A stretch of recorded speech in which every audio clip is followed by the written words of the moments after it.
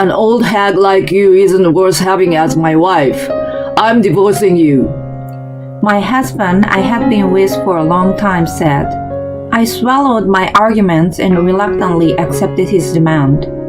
He hadn't realized what a fool he was then. My name is Christy.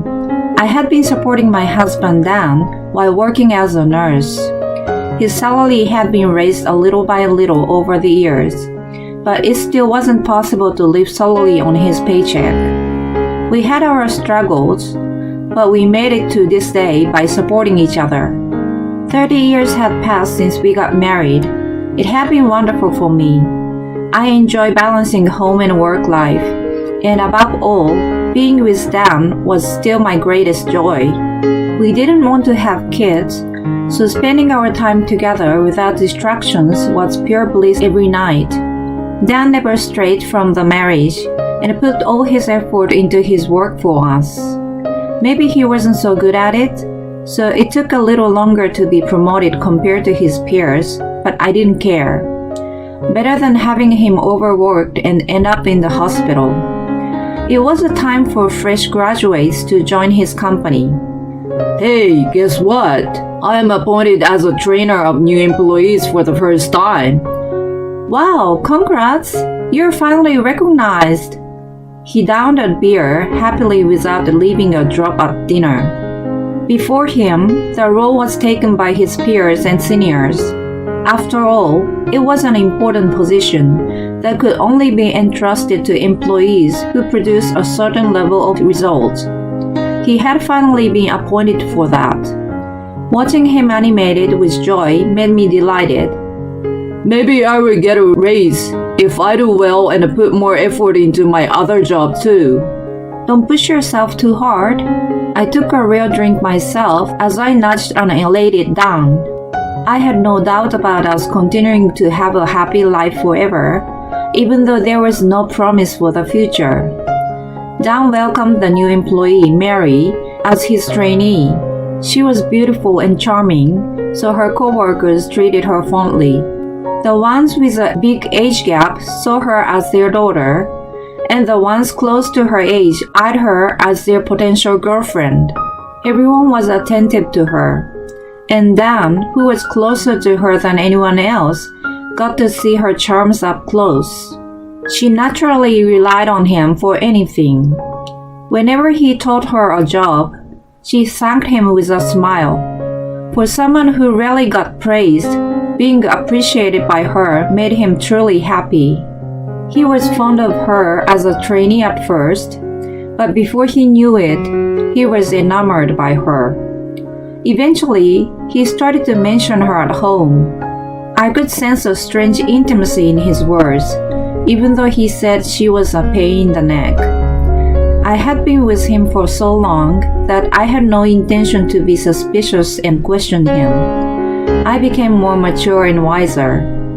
I thought it was no big deal if a rare occasion of having a young and cute girl around delighted him. I get excited too when I see a good-looking guy, but it was only an attraction and nothing compared to love. I believe it was the same for Dan. I pushed my anxiety all the way to the back of my head, but his merry fever continued without a sign of coming down. On the contrary, it grew hotter and hotter. Mary is a true beauty. It's not just because she's young. It must be her effort she puts into it. Maybe you will look better if you put more effort too. He started saying a terrible thing he had never done before. Oh man, why haven't you done it? Mary would have taken the initiative. I guess she's very different from you after all. He compared me to her at every opportunity and sighed heavily. As you would think, I got a bad feeling. The hunch soon became a certainty. Please divorce me. When we were eating dinner, he said as if he was commenting on the weather. You're okay being alone, right? I was speechless, and he carried on. Mary is so vulnerable. Compared to you, she needs me. I turn out to be a kind of a man someone can rely on. he joyfully said as he raised his left hand in front of my face and pointed to the wedding band the same as mine. Mary complimented me when she saw this. She said it was wonderful that I have been cherishing you for 30 years and admired me. Seeing him as cheery as a child, I could only feel sorry for him. Mary was talking about a guy who cherished me. She never mentioned a guy who divorces me for her. He was completely drowned in and blinded by the love not suited for his age. Wait, why don't you think about it a little more? I did, and this is my conclusion. You became an old hag anyway. You're not worth being my wife. I'm a man respected by such a young girl.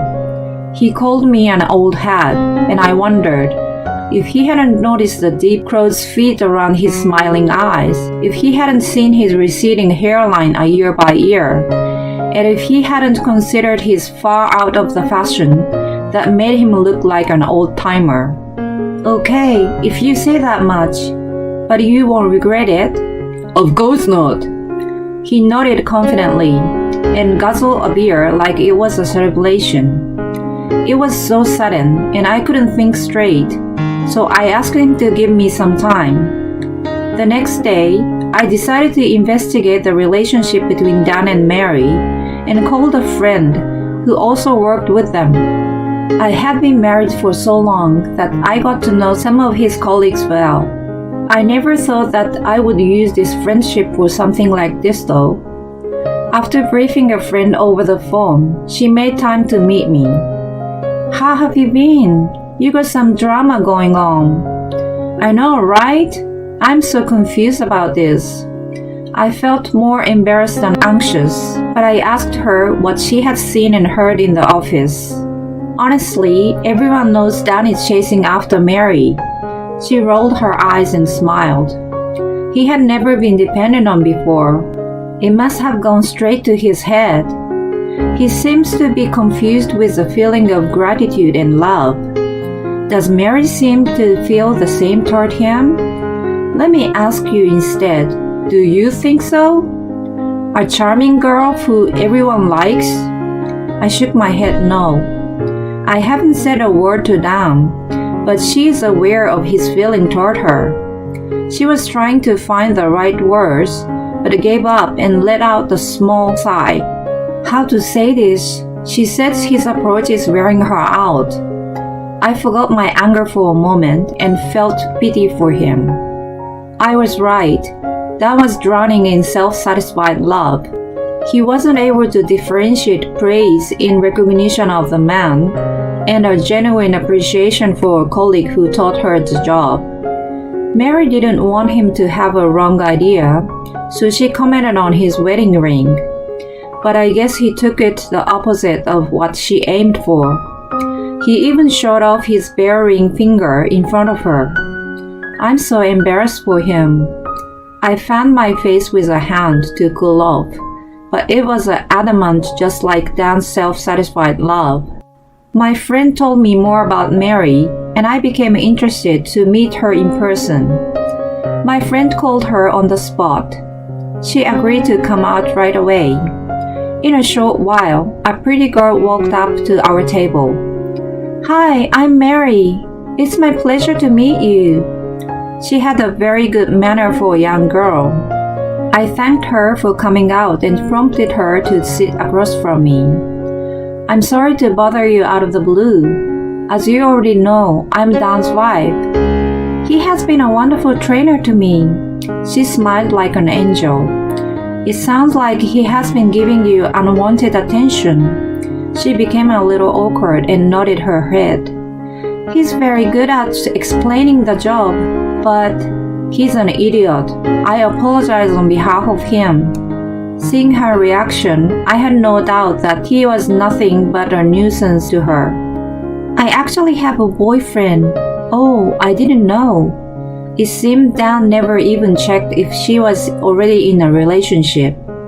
Apparently, her boyfriend worked for a different company his father founded, which meant he was a successor. While he was in a training to be the future CEO, She refused to depend on him and held a job of her own to build a healthy relationship. They planned to get engaged once his training was finished, and then get married and move overseas when his transfer was decided. It sounded like she had a bright future ahead of her. Listening to her fearlessness, I felt like I was hearing myself when I was younger.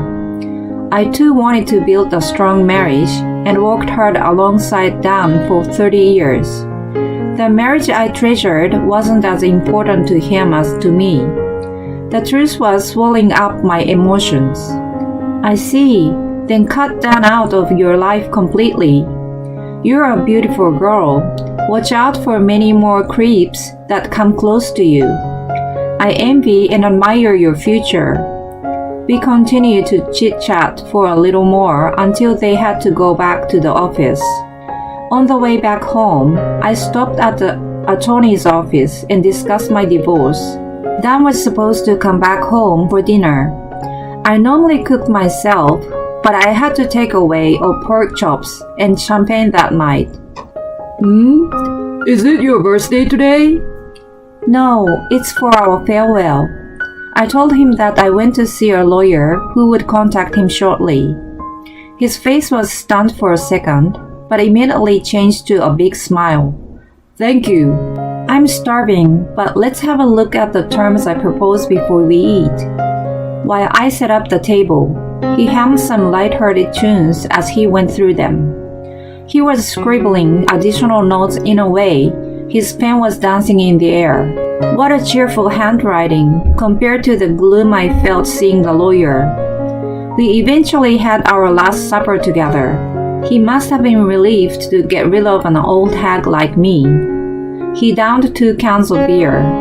I picked up the cans laying next to him, who was dozing off on the sofa, and brought them to the kitchen. Before dropping them in a bin, I crushed one of them as hard as I could with my hand, and then I dropped the deformed can into a bin. Goodbye, good riddance, I whispered to Dan, who was sleeping, and left the home I spent 30 years of my life with him. While waiting for the divorce to finalize, I found a new apartment and moved in. I had been working all this time, so there was no financial hardship to start my new life. Contrary to my worry, it was refreshing and carefree to work and cook for myself. I enjoyed my new life feeling like a young singleton once again. The portion of money I used to buy beers for Dan went to my new cosmetic and clothes instead. I felt myself brightening up. As for Dan, he depended all of the housework on me, so he started to look shabbier and shabbier, which eventually made Mary keeping distance from him. In addition to the already apparent signs of aging, he became even more careless. No wonder she didn't feel good being around him. Still, he mistook her distance for shyness, not disgust, and to everyone's surprise, he proposed to her. Of course, he was declined. It was an unforeseen event for him, and still, he couldn't easily give up on a girl he chose over his marriage. Again, to everyone's surprise, he intruded on her apartment, and her boyfriend called the police. He was almost taken by the police, but Mary refused to put a charge on him out of her kindness. The matter was settled with a stern warning. The bad reputation at his work didn't settle as quickly as incident. Soon, he was known to be a creep who divorced his wife to become a stalker. Undeniable rumors were spreading throughout the company. He was never a prominent worker, so the company easily dismissed him. He was abandoned again. Out of desperation, he started gambling with all the money he had. After seeing Mary's boyfriend, he believed she would change her mind once he became rich. Of course, he had no talent or luck in gambling. Only the ever-increasing debt had kept him company. He finally had to sell the apartment we lived in and moved into a trailer park. Even in such a miserable state, he still had Mary in his heart. He waited for her outside of his old office, but he never got to see her again. She had gotten married and had already moved abroad with her husband. He was in total despair without any emotional support and gave me a call after a long while. His voice over the phone sounded way older than I remembered, like he aged years in a matter of several months. Please take me back. His voice trembled. I was silent for a moment and then spoke softly. Our relationship was thrust into a bin with a can of beer that night. Goodbye. He was calling my name as I hung up on him, and then I blocked him for good. I put my phone in a bag and went out. The friend who told me about Dan and Mary was coming out to dinner with me. Having a new fulfilled life, I had told her that I wanted to go to a good steakhouse. Pork chop? Okay, but why? For farewell? What the? I was walking in the air from the excitement to celebrate the true end of my old chapter.